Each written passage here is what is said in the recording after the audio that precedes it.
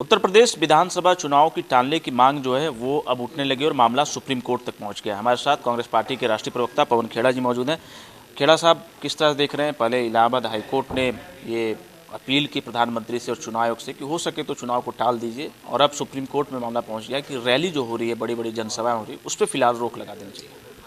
हमने दो लहरें देखी। पहली लहर में मोदी जी डोनाल्ड ट्रंप को जिताने के लिए संघर्ष कर रहे थे, भीड़ इकट्ठी कर रहे थे। दूसरी लहर में खुद वेस्ट बंगाल में जीतने के लिए संघर्ष कर रहे थे, भीड़ इकट्ठी कर रहे थे। उम्मीद करते हैं तीसरी लहर न आए और ये देश बचे तीसरी लहर से। लेकिन विशेषज्ञों की तब भी सलाह नज़रअंदाज की गई थी मोदी जी द्वारा, उनकी सरकार द्वारा। राहुल गांधी बार बार आगाह करते रहे, पहली लहर के पहले भी, दूसरी लहर के पहले भी, लेकिन मोदी जी ने नहीं सुना।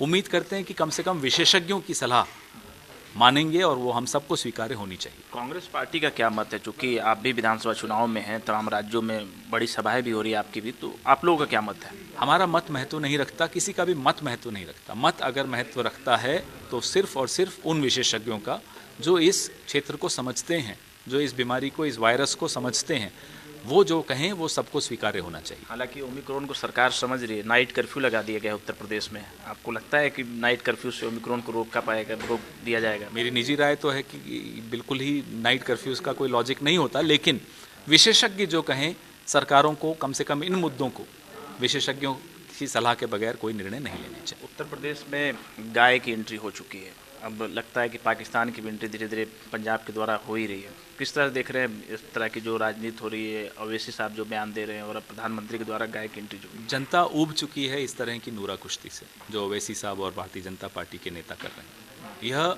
मुद्दे अब नहीं चलने वाले। लोगों ने कोरोना में हालत देखी, लोगों ने किसानों की स्थिति देखी, महिला सुरक्षा की तार तार हो गई है उत्तर प्रदेश में, वो सब ने देखा।